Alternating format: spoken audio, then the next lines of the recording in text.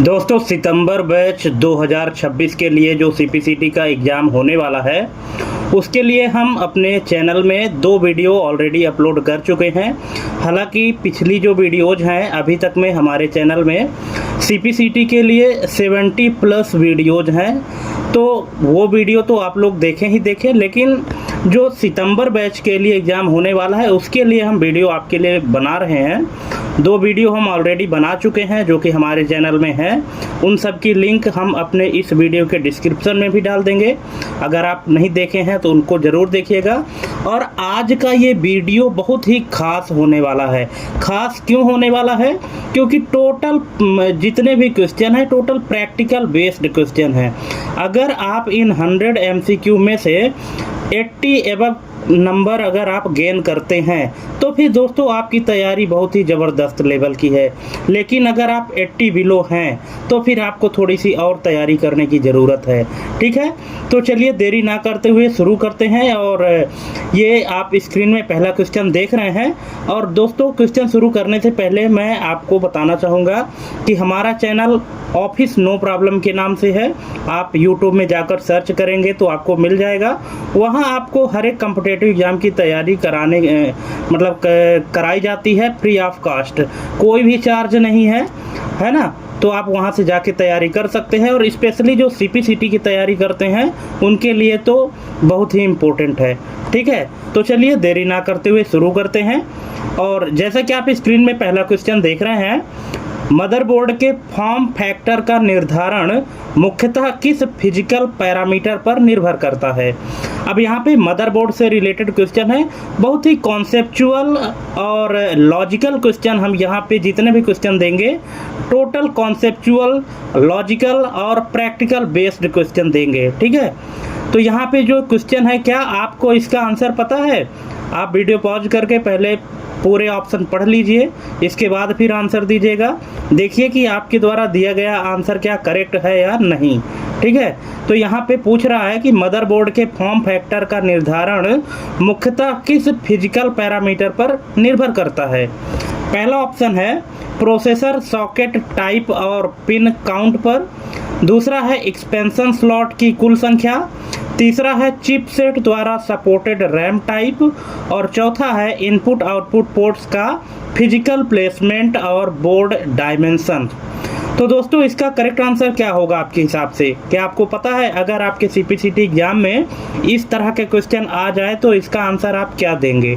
ठीक है, अगर आपको पता है तो बहुत अच्छी बात है, नहीं पता तो देख लीजिए। इसका करेक्ट आंसर हो जाएगा option number D, input output ports का फिजिकल प्लेसमेंट और बोर्ड डायमेंशन। ये चीज़ निर्धारित करता है जो फॉर्म फैक्टर के लिए मदरबोर्ड में। ठीक है, चलिए नेक्स्ट क्वेश्चन देखते हैं। सीपीयू ओवरक्लॉकिंग के दौरान सबसे गंभीर स्टेबिलिटी इशू किस कारण उत्पन्न होता है? मल्टीप्लायर बढ़ाने से कैश लेटेंसी बढ़ना, बस स्पीड बढ़ाने से रैम फ्रीक्वेंसी असंतुलित होना, कोर काउंट बढ़ने से थ्रेड शेड्यूलिंग प्रभावित होना, वोल्टेज बढ़ाने से थर्मल डिस्पेशन में वृद्धि। तो इसका करेक्ट आंसर क्या हो जाएगा? तो इसका करेक्ट आंसर होगा ऑप्शन नंबर डी, वोल्टेज बढ़ाने से थर्मल डिस्पेशन में वृद्धि। ऑप्शन नंबर डी इसका करेक्ट आंसर हो जाएगा।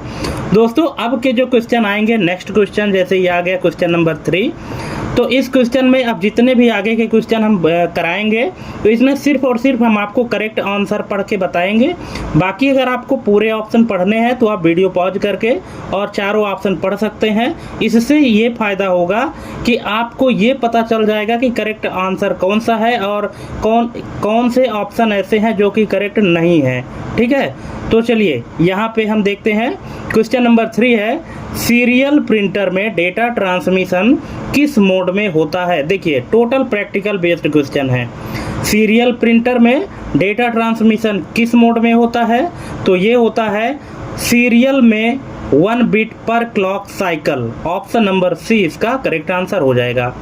नेक्स्ट है, प्लॉटर की तुलना में वेबकैम का डेटा एक्विजिशन किस सेंसर टेक्नोलॉजी पर आधारित होता है? तो ये होता है दोस्तों ऑप्टिकल सेंसर व सीमॉस टेक्नोलॉजी। ऑप्शन नंबर ए इसका करेक्ट आंसर हो जाएगा। नेक्स्ट है, स्पीकर सिस्टम में साउंड की वाइब्रेशन फ्रीक्वेंसी को सबसे अधिक प्रभावित करने वाला कंपोनेंट कौन सा है? तो ये है डायफ्राग्म का फिजिकल साइज व स्टिफनेस। ऑप्शन नंबर डी इसका करेक्ट आंसर हो जाएगा। नेक्स्ट है डी रैम और एस रैम की इंटरनल स्ट्रक्चर में मूल अंतर क्या है? तो दोस्तों डी रैम जो डायनेमिक रैम और एस रैम यानी स्टैटिक रैम।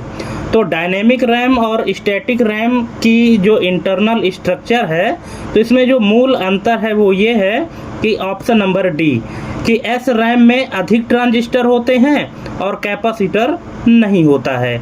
ये इसका करेक्ट आंसर हो जाएगा कि एस रैम और डी रैम के जो इंटरनल स्ट्रक्चर हैं इनमें यही अंतर होता है। Option number D.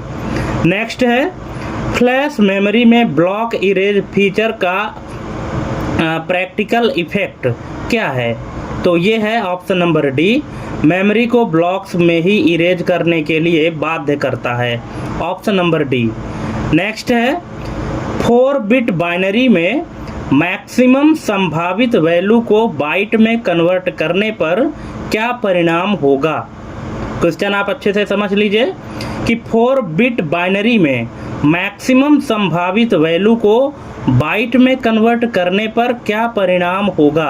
अब यहाँ पे 4 ऑप्शन है, देख लीजिए चारों में से कौन सा ऑप्शन सही होगा? तो इसका करेक्ट आंसर हो जाएगा ऑप्शन नंबर डी, 0 × 0 f को 8 बिट में 0 0 0 0 1 1 1 1 के रूप में। ठीक है, ऐसा इसका करेक्ट आंसर यहाँ पे क्यों होगा, इसका रीजन जान लीजिए।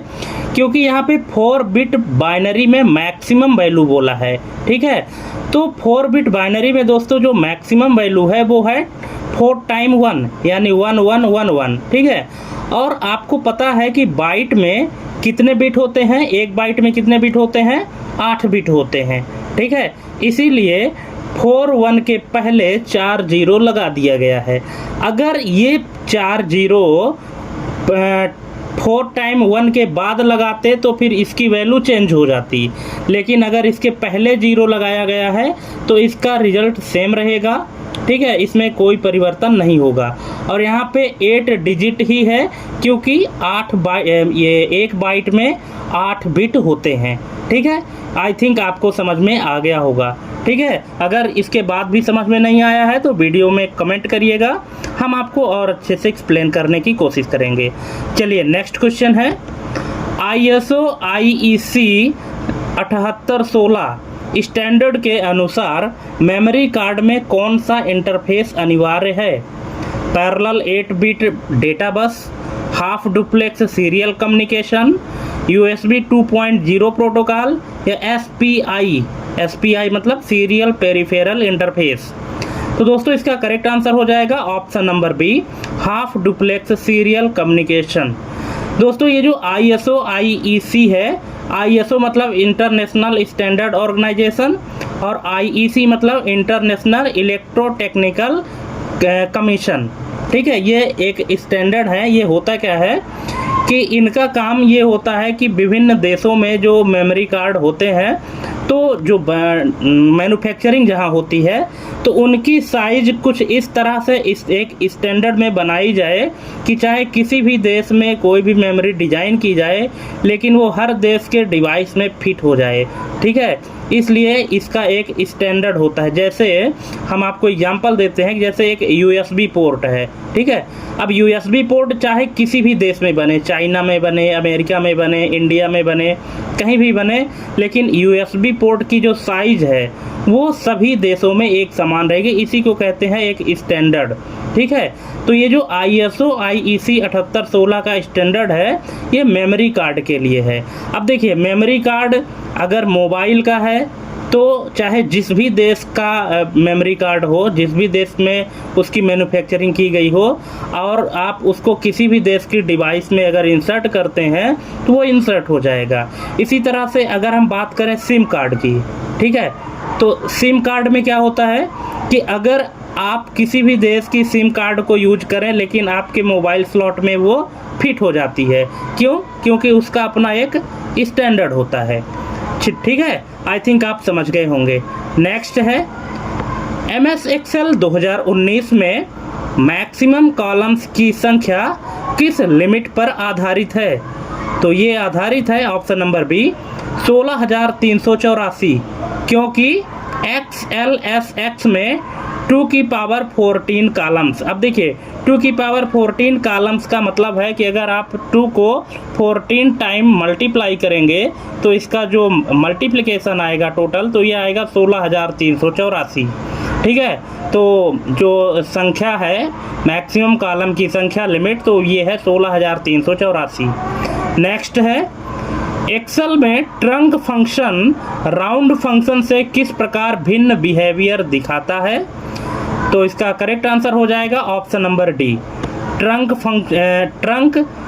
फ्रैक्शनल पार्ट को बिना राउंड किए हटा देता है। ट्रंक फंक्शन क्या करता है कि जो फ्रैक्शनल पार्ट है यानी दशमलव के बाद की जो संख्या है उसको बिना राउंड किए हटा देता है। जैसे मान लीजिए कि आपने फंक्शन लगाया है इक्वल टू ट्रंक, ब्रैकेट में आपने लिखा 2.9, ठीक है, और इसको ब्रैकेट क्लोज करके इंटर बटन अगर आप प्रेस करेंगे तो इसका रिजल्ट आएगा 2। क्यों? क्योंकि इसने जो फ्रैक्शनल पार्ट है उसको हटा दिया है। ठीक है, तो ये इसका करेक्ट आंसर हो जाएगा। नेक्स्ट है एक्सेल के प्रॉपर फंक्शन का परिणाम किस स्थिति में अपेक्षा से अलग हो सकता है? बहुत ही वेरी मोस्ट इम्पोर्टेंट क्वेश्चन है और टोटल प्रैक्टिकल बेस्ड क्वेश्चन है। ठीक है, अब यहाँ पे आप देखिए कि एक्सेल में अगर प्रॉपर फंक्शन आपने यूज किया है, प्रॉपर फंक्शन का काम क्या होता है कि प्रत्येक शब्द के पहले लेटर को कैपिटल करता है, ये प्रॉपर फंक्शन का काम होता है। ठीक है, तो प्रॉपर फंक्शन कभी कभी ऐसा रिजल्ट देता है जो कि हम सोचे ही नहीं होते हैं। ठीक है, तो ऐसा कब होता है, किस कंडीशन में ऐसा रिजल्ट देता है कि जो कि हमारे अपेक्षा से अलग होता है? ऑप्शन है जब टेक्स्ट में केवल नंबर्स हों, दूसरा ऑप्शन है जब टेक्स्ट के बीच में @ हो, और तीसरा ऑप्शन है जब टेक्स्ट में एपोस्ट्रोफी का प्रयोग हो, और चौथा है जब टेक्स्ट में प्रत्येक वर्ड के बीच डैश हो। अब बताइए अगर आप इसका प्रैक्टिकल किए होंगे तो इसका करेक्ट आंसर आपको पता होगा, और अगर नहीं किए हैं तो जान लीजिए इसका करेक्ट आंसर हो जाएगा ऑप्शन नंबर सी, जब टेक्स्ट में एपोस्ट्रोफी का प्रयोग होता है। ठीक है, आपको अगर यकीन ना होगा तो आप एक्सेल में इस चीज़ का प्रैक्टिकल कर लीजिए। ठीक है, एपोस्ट्रोफी लगा के कोई भी शब्द लिखिएगा, उसका रिजल्ट आपको बिल्कुल अलग ही मिलेगा, जैसा आपने उम्मीद नहीं किया था उससे अलग मिलेगा। ठीक है, बाकी ऑप्शन सही हैं, बाकी उनमें से कोई दिक्कत नहीं है, चाहे @ लगा हो, डैश लगा हो, नंबर हो, कोई दिक्कत नहीं है, प्रॉपर का जो काम है वो करेगा। लेकिन अगर आपने एपोस्ट्रोफी लगाया है तो काम तो करेगा, लेकिन ऐसा काम करेगा, ऐसा रिजल्ट देगा जो आपने सोचा ही नहीं था। एक बार ट्राई ज़रूर करिएगा और उसके बाद कमेंट करिएगा कि आपको क्या रिजल्ट मिला। ठीक है, चलिए नेक्स्ट क्वेश्चन है एक्सेल में कंडीशनल फॉर्मेटिंग के डेटा बार रूल को लागू करने पर क्या सीमा है? तो ये है ऑप्शन नंबर डी, यह केवल न्यूमेरिक वैल्यूज पर काम करता है। नेक्स्ट है एक्सेल मैक्रो रिकॉर्डिंग के समय रिलेटिव रेफरेंस का क्या अर्थ होता है? तो इसका अर्थ है ऑप्शन नंबर डी, रिकॉर्ड की गई एक्शन एक्टिव सेल्स के रिलेटिव में दोहराई जाती है। नेक्स्ट है एक्सेल में Ctrl+1 शॉर्टकट का कार्य किस स्थिति में बाधित हो सकता है? जब मल्टीपल सीट्स चयनित हो, जब वर्कबुक प्रोटेक्टेड हो, जब एक्सेल एड इन एक्टिव हो, और जब सेल में कमेंट जुड़ा हो। तो बताइए किस कंडीशन में ये एक्सेल में जब Ctrl+1 शॉर्टकट का प्रयोग करते हैं तो किस स्थिति में ये बाधित हो सकता है? तो इसका करेक्ट आंसर है ऑप्शन नंबर बी, जब वर्कबुक प्रोटेक्टेड हो। ऑप्शन नंबर बी इसका करेक्ट आंसर हो जाएगा। नेक्स्ट है ओपन ऑफिस कैल्क में कॉन्टेक्स्ट हेल्प के लिए कौन सी शॉर्टकट की उपयोग होती है? तो ये होती है Shift+F1, option number B. Next है गिम्प में किसी लेयर को ट्रांसपेरेंट बनाने के लिए कौन सा ऑप्शन उपयोग होता है? तो इसका करेक्ट आंसर हो जाएगा ओपेसिटी स्लाइडर, ऑप्शन नंबर ए इसका करेक्ट आंसर हो जाएगा, ओपेसिटी स्लाइडर। दोस्तों गिम्प क्या है? गिम्प चूंकि एक सॉफ्टवेयर है, ठीक है, जिसका पूरा नाम होता है GNU इमेज मैनिपुलेशन प्रोग्राम। ये क्या होता है? एक तरह का सॉफ्टवेयर है। इसको आप कुछ इस तरह से समझ सकते हैं, जैसे माइक्रोसॉफ्ट में MS पेंट होता है। MS पेंट का काम क्या होता है? डिजाइनिंग के लिए होता है। लेकिन गिम्प क्या है कि MS पेंट से ज़्यादा एडवांस होता है। ये आप यूँ समझ सकते हैं कि एडोब फोटोशॉप के लेवल का होता है ये, या कि एडोब फोटोशॉप का एक अल्टरनेटिव समझ सकते हैं आप, ठीक है। चलिए नेक्स्ट है, एडोब फोटोशॉप में लेयर को स्मार्ट ऑब्जेक्ट के रूप में बनाने का मुख्य लाभ क्या है? तो इसका मुख्य लाभ है फिल्टर्स को री एडिटेबल बनाता है, ऑप्शन नंबर ए इसका करेक्ट आंसर हो जाएगा। नेक्स्ट है, मदरबोर्ड के ATX और माइक्रो ATX फॉर्म फैक्टर में मुख्य अंतर किसमें है? तो ये है option number B, expansion slot की संख्या व board dimensions, option number B. Next है, CPU ओवरक्लॉकिंग के दौरान ब्लैक स्क्रीन समस्या सामान्यतः किस कारण होती है? आप देख रहे हैं क्वेश्चन दोस्तों, टोटल प्रैक्टिकल बेस्ड क्वेश्चन है। तो CPU ओवरक्लॉकिंग के दौरान ब्लैक स्क्रीन समस्या सामान्यतः किस कारण होती है? तो ये होती है अनस्टेबल वोल्टेज रेगुलेशन के कारण, ऑप्शन नंबर बी। जब वोल्टेज फ्लक्चुएशन होता है उस दौरान ये ब्लैक स्क्रीन की समस्या उत्पन्न होती है। नेक्स्ट है, वेबकैम द्वारा कैप्चर्ड वीडियो सिग्नल किस रूप में कंप्यूटर को भेजा जाता है? तो ये भेजा जाता है digital USB data stream, option number B, ठीक है, ऑप्शन नंबर बी इसका करेक्ट आंसर हो जाएगा। नेक्स्ट है, इस सीरियल प्रिंटर में फ्लो कंट्रोल का उद्देश्य क्या है?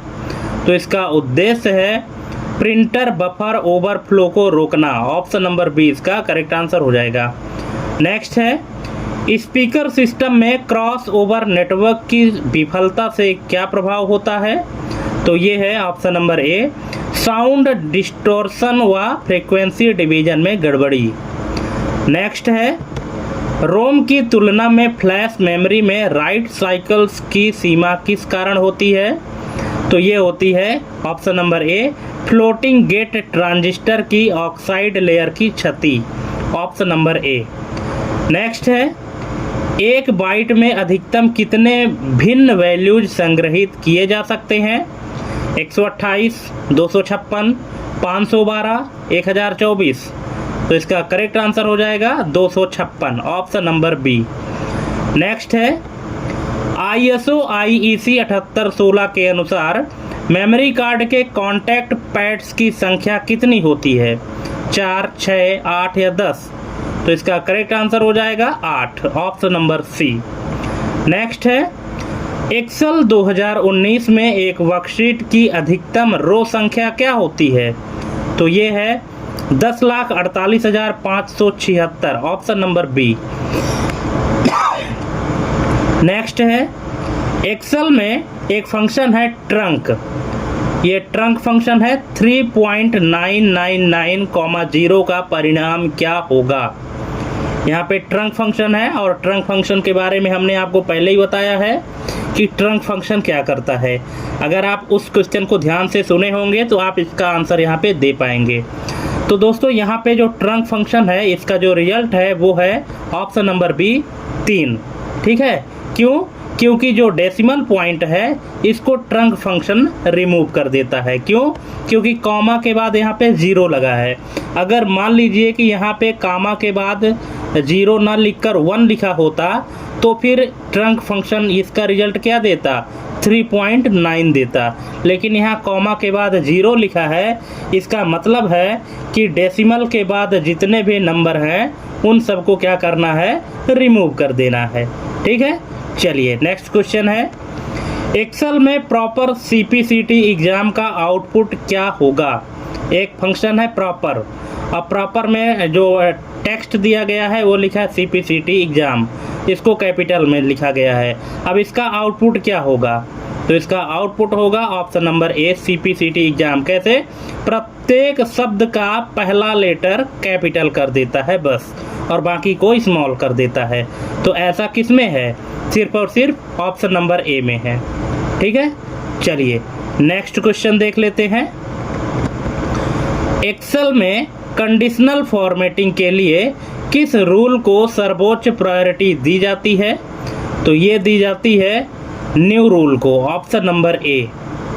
नेक्स्ट है, एक्सेल माक्रो को संग्रहित करने के लिए कौन सा फाइल एक्सटेंशन अनिवार्य है? तो ये है .xlsm, ऑप्शन नंबर बी।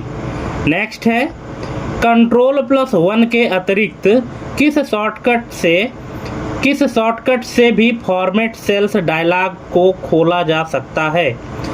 तो ये है Ctrl+Shift+F, ऑप्शन नंबर ए। Ctrl+1 से तो शॉर्टकट खोल सकते हैं फॉर्मेट्स का, लेकिन इसके अलावा भी एक दूसरी शॉर्टकट की है, वो है Ctrl+Shift+F।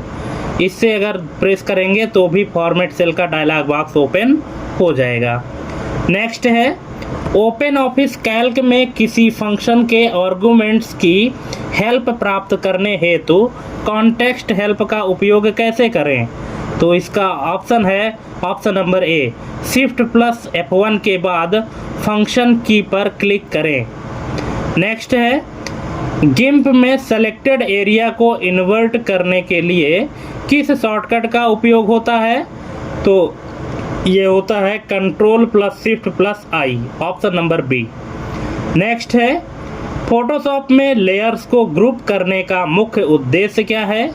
तो ये होता है ऑर्गेनाइजेशन व कंबाइंड ट्रांसफॉर्मेशन अप्लाई करना, ऑप्शन नंबर बी। नेक्स्ट है, मदरबोर्ड के VRM यानी वोल्टेज रेगुलेटर मॉड्यूल की क्वालिटी CPU के किस पहलू को सीधे प्रभावित करती है? तो ये करती है ओवरक्लॉकिंग स्टेबिलिटी को, ऑप्शन नंबर बी। नेक्स्ट है, ओवरक्लॉकिंग में अनलॉक्ड मल्टीप्लायर का क्या महत्व है? तो इसका महत्व है option number B, processor multiplier को फ्रीली बदलने देता है, ऑप्शन नंबर बी। नेक्स्ट है, प्लॉटर की तुलना में लेजर प्रिंटर में कौन सी विशेषता अलग होती है? तो ये है ऑप्शन नंबर ए इसका करेक्ट आंसर, कि प्लॉटर कंटिन्यूअस लाइन खींचता है, प्रिंटर डॉट मैट्रिक्स बनाता है। नेक्स्ट है, वेबकैम में CMOS सेंसर में रोलिंग शटर डिस्टॉर्शन कब उत्पन्न होती है? तो ये होती है तेज गति से मूविंग ऑब्जेक्ट की इमेज में, ऑप्शन नंबर ए इसका करेक्ट आंसर हो जाएगा। नेक्स्ट है, साउंड वेव्स के वाइब्रेशन को इलेक्ट्रिकल सिग्नल में बदलने वाला ट्रांसड्यूसर क्या कहलाता है? क्या क्वेश्चन है? साउंड वेव्स के वाइब्रेशन को इलेक्ट्रिकल सिग्नल में बदलने वाला ट्रांसड्यूसर क्या कहलाता है? तो इसको कहते हैं microphone, option number B, microphone यानी माइक। नेक्स्ट है, DRAM में रिफ्रेश साइकिल की आवश्यकता किस कारण होती है? तो ये होती है डेटा बनाए रखने के लिए कैपेसिटर से charge leakage, option number D. Next है, नॉर फ्लैश और नैंड फ्लैश में प्रमुख स्ट्रक्चरल अंतर क्या है? तो ये है ऑप्शन नंबर डी इसका करेक्ट आंसर। ये नॉर पैरेलल एक्सेस देता है और नैंड सीक्वेंशियल। दोस्तों ये नॉर और नैंड दोनों गेट की बात कर रहे हैं, जो लॉजिकल गेट होते हैं, NAND gate, NOR gate, AND और नॉट, ठीक है, ये गेट होते हैं जो डिजिटल इलेक्ट्रॉनिक में पढ़ाए जाते हैं। तो यहाँ पे जो नॉर फ्लैश और नैंड फ्लैश के प्रमुख स्ट्रक्चरल अंतर है वो यही है कि नॉर जो है तो पैरेलल एक्सेस देता है और नैंड सीक्वेंशियल एक्सेस देता है। नेक्स्ट है, 1 किलोबाइट यानी 1 KB वास्तव में कितने बाइट्स के बराबर होता है? तो ये होता है 1024, ऑप्शन नंबर बी। नेक्स्ट है, ISO IEC 7816 में क्लॉक सिग्नल यानी CLK की अधिकतम फ्रीक्वेंसी क्या होती है? तो ये होती है 5 megahertz, option number C. Next है, एक्सेल 2019 में कॉलम्स की कुल संख्या का फार्मूला क्या है? अगर आपको कुल कॉलम्स की संख्या निकालनी हो एक्सेल 2019 में, तो इसका फार्मूला क्या है? तो इसका फार्मूला है ऑप्शन नंबर बी, 2 की पावर 14। अगर आप 2 की पावर 14 करते हैं तो 16,384 आता है। नेक्स्ट है एक्सेल में ट्रंक -2.9, का परिणाम क्या होगा? तो इसका परिणाम होगा ऑप्शन नंबर ए -2। क्यों? क्योंकि ट्रंक हमने आपको बार बार बताया है, या आपको ध्यान रखना है कि ट्रंक क्या करता है, डेसिमल के बाद की वैल्यू को रिमूव कर देता है अगर कॉमा के बाद 0 लगा है तो। अगर यहाँ पे 0 ना लगा होता, 1 लगा होता, तो फिर इसका रिजल्ट आता -2.9, ठीक है। लेकिन यहाँ पे 0 है, इसलिए इसका जो रिजल्ट आएगा वो सिर्फ और सिर्फ इंटीजर पार्ट का आएगा, यानी -2 आएगा। दशमलव के पहले जो लिखा है वो आएगा, और दशमलव के बाद की संख्या यानी डेसिमल संख्या को हटा देगा, ठीक है। चलिए नेक्स्ट है प्रॉपर फंक्शन में एक टेक्स्ट अगर आपको इनपुट करना हो 100 बेस्ट, यहाँ पे बेस्ट जो है तो पूरा कैपिटल में लिखा है, तो इसका आउटपुट क्या देगा? तो इसका आउटपुट देगा ऑप्शन नंबर ए, 100 बेस्ट। 100 तो 100 जैसा ही लिखा रहेगा, लेकिन बेस्ट जो कैपिटल लेटर में लिखा है पूरा, तो इसका सिर्फ पहला लेटर कैपिटल रखेगा और बाकी को स्मॉल कर देगा। नेक्स्ट है एक्सेल में कंडीशनल फॉर्मेटिंग में यूनिक वैल्यूज को हाईलाइट करने के लिए कौन सा ऑप्शन उपयोग होता है? तो ये होता है डुप्लीकेट वैल्यूज, ठीक है। ऑप्शन नंबर ए इसका करेक्ट आंसर हो जाएगा। अगर आपको यूनिक वैल्यू ढूंढना है एक्सेल में तो क्या करेंगे, जितने डुप्लीकेट वैल्यू हैं उनको हाईलाइट कर देंगे, तो जो बचेंगे वो यूनिक वैल्यू रहेंगे, ठीक है। लेकिन एक ऑप्शन और भी है कि डुप्लीकेट वैल्यूज के अंदर एक ड्रॉप डाउन में यूनिक को चुना जाता है, ठीक है। आप कंडीशनल फॉर्मेटिंग में जाएंगे, वहाँ पे डुप्लीकेट वैल्यू ऑप्शन में क्लिक करेंगे, और उसमें जब आप क्लिक करेंगे तो एक ड्रॉप डाउन खुलेगा। उस ड्रॉप डाउन में से अगर आप यूनिक को सेलेक्ट करते हैं तो फिर यूनिक वैल्यू आपकी हाईलाइट हो जाएगी, ठीक है। चलिए नेक्स्ट है एक्सेल मैक्रो में वीबीए कोड को डिबग करने के लिए किस शॉर्टकट का उपयोग किया जाता है? तो ये है F8, ऑप्शन नंबर बी। दोस्तों यहाँ पे एक्सेल मैक्रो में वीबीए कोड जो होता है उसमें जो डिबग करना है, देखिए डिबग का मतलब क्या है, देखिए बग मतलब होता है एरर यानी गलतियाँ, और डिबग यानी होता है एरर को सही करना। तो अगर प्रोग्राम में कहीं भी कोई गड़बड़ी है, कोई एरर है, तो उसको सही करना यानी डिबग करने के लिए जो शॉर्टकट की है वो है F8। नेक्स्ट है एक्सेल में Ctrl+1 के अलावा फॉर्मेट सेल्स किस मेनू से भी खोला जा सकता है? तो ये खोला जा सकता है home font setting launcher, option number ए। पहले होम में क्लिक करेंगे, इसके बाद फॉन्ट में, इसके बाद सेटिंग लॉन्चर में। नेक्स्ट है ओपन ऑफिस कैल्क में किसी भी सेल पर कॉन्टेक्स्ट हेल्प प्राप्त करने हेतु Shift+1 दबाने के बाद क्या करना होगा? तो ये करना होगा सेल पर क्लिक करें, ऑप्शन नंबर ए। नेक्स्ट है गिम्प में मैजिक वॉन्ड टूल का सिलेक्शन किस क्राइटेरियन पर आधारित है? तो ये है ऑप्शन नंबर ए, सिमिलर कलर वाले एरियाज को चुनना। नेक्स्ट है एडोब फोटोशॉप में क्लिपिंग मास्क का उपयोग किस उद्देश्य से होता है?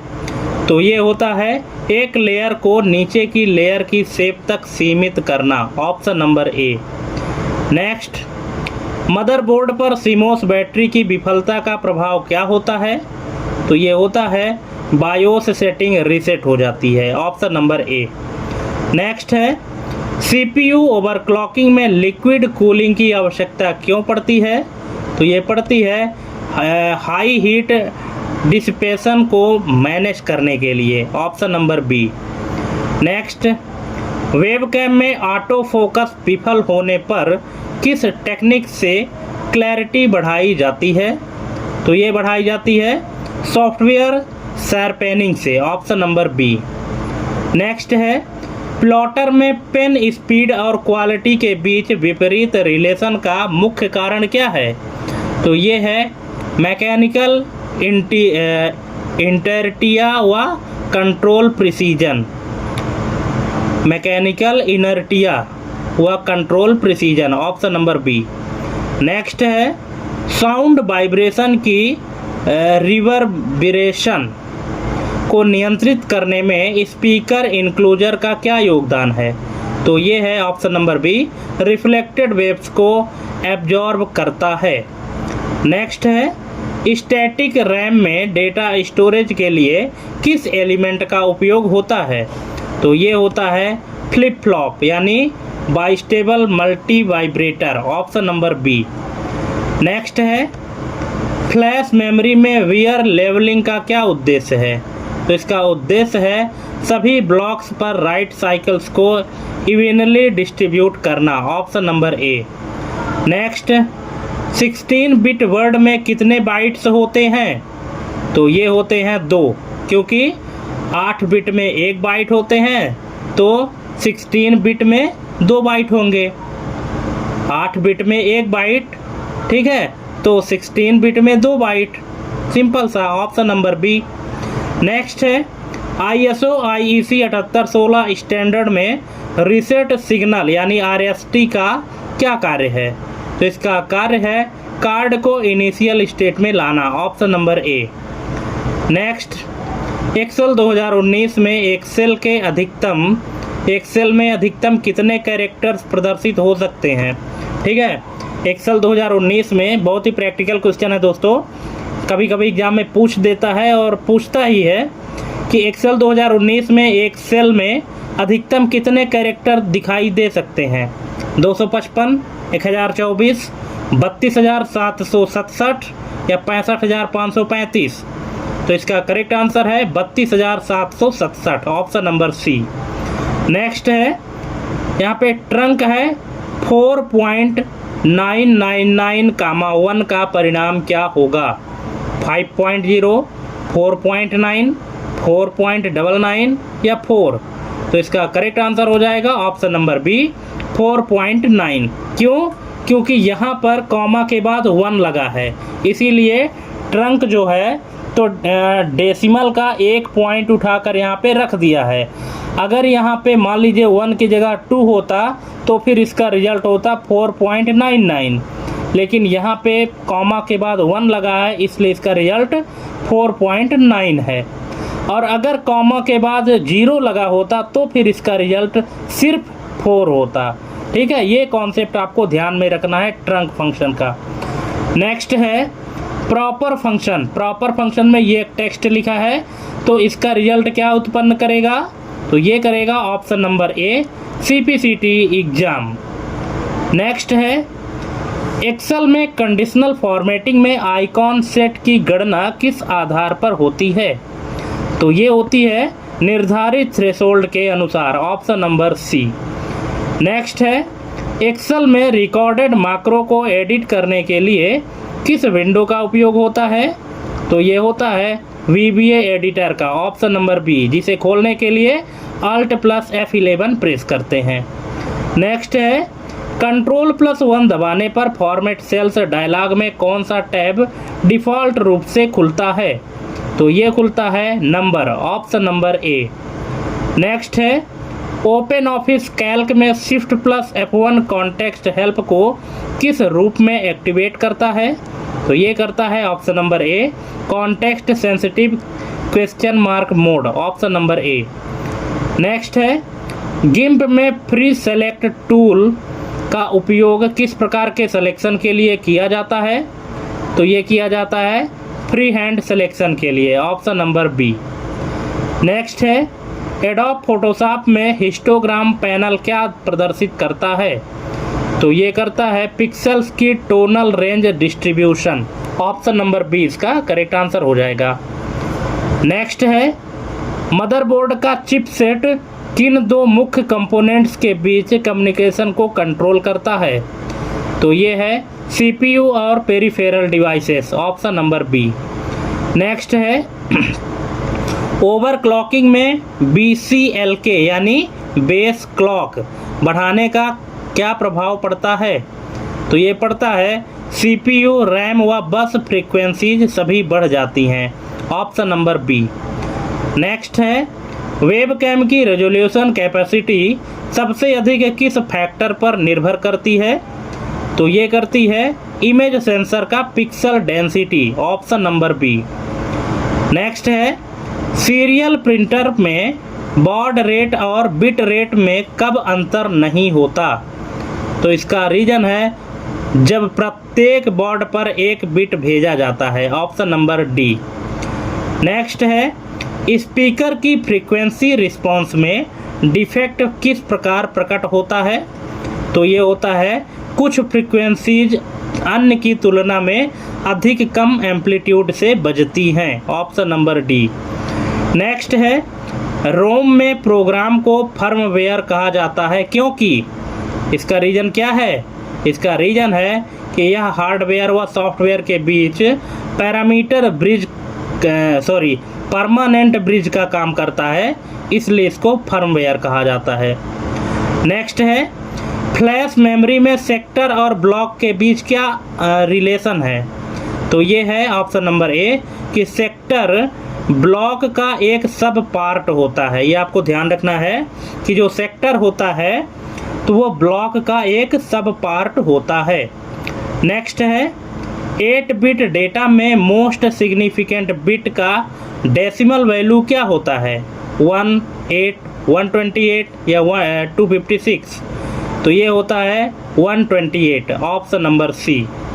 नेक्स्ट है, ISO IEC 7816 में कार्ड की सप्लाई वोल्टेज का स्टैंडर्ड लेवल क्या है? तो ये है 1.8 वोल्ट या 3.0 वोल्ट या 5.0 volt. Option number C. Next, Excel 2019 में किसी वर्कबुक में अधिकतम कितनी सीट्स हो सकती हैं?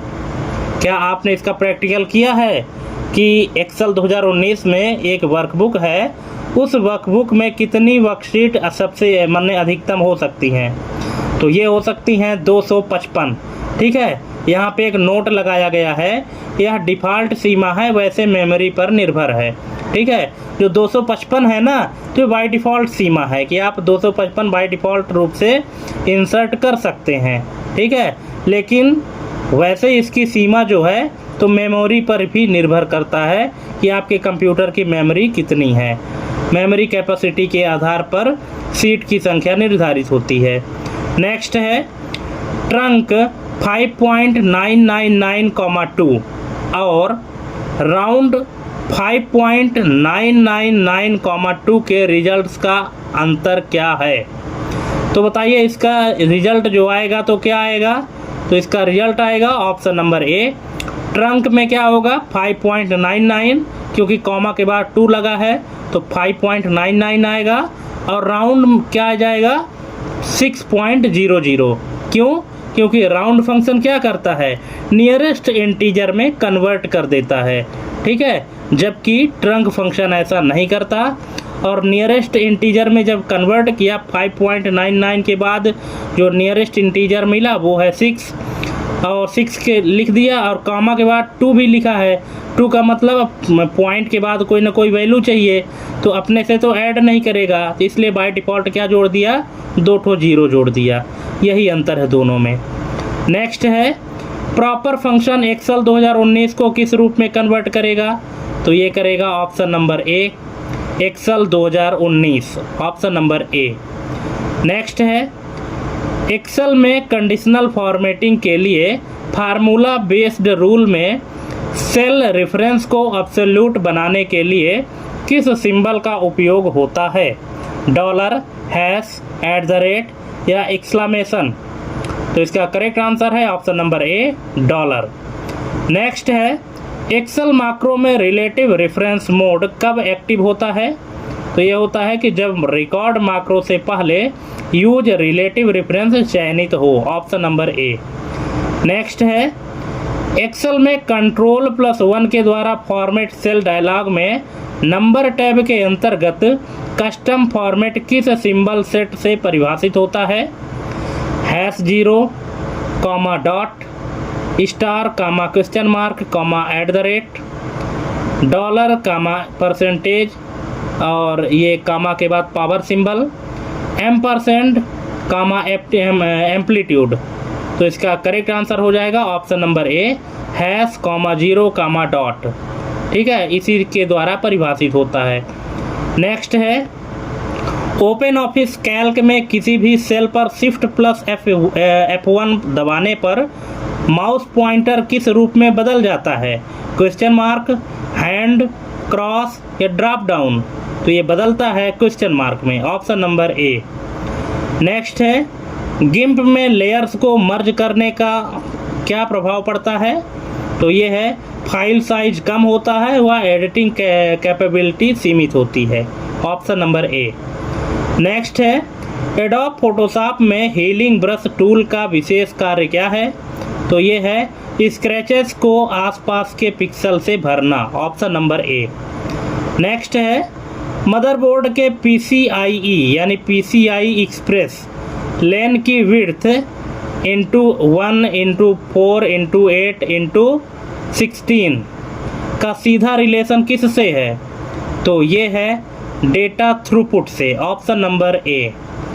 नेक्स्ट, CPU ओवरक्लॉकिंग में CPU ID और स्टेपिंग का क्या उपयोग होता है? तो ये है प्रोसेसर आइडेंटिफिकेशन व रिवीजन वर्जन जानने के लिए, ऑप्शन नंबर ए। नेक्स्ट है, प्लॉटर में वेक्टर ग्राफिक्स का उपयोग किस कारण किया जाता है? तो ये किया जाता है रास्टर की तुलना में स्केलेबिलिटी व एक्यूरेसी के लिए। नेक्स्ट है, वेबकैम की फ्रेम रेट किससे सीमित होती है? तो ये होती है USB बैंडविड्थ व सेंसर रीडआउट स्पीड से, ऑप्शन नंबर ए इसका करेक्ट आंसर हो जाएगा। नेक्स्ट है, स्पीकर की डैम्पिंग फैक्टर किस क्वालिटी को दर्शाता है? तो ये दर्शाता है ट्रांजिएंट रिस्पॉन्स पर control, option number A. Next, EPROM को इरेज करने के लिए किसका उपयोग किया जाता है? तो ये किया जाता है अल्ट्रा वायलेट लाइट का, ऑप्शन नंबर बी। नेक्स्ट है, 1 मेगाबाइट यानी 1 MB वास्तव में कितने बाइट्स होता है? तो ये होता है 10,48,576, ऑप्शन नंबर बी। नेक्स्ट है, ISO IEC 7816 में डेटा ट्रांसफ़र प्रोटोकॉल T=0 और T=1 में मुख्य अंतर क्या है? तो ये है T=0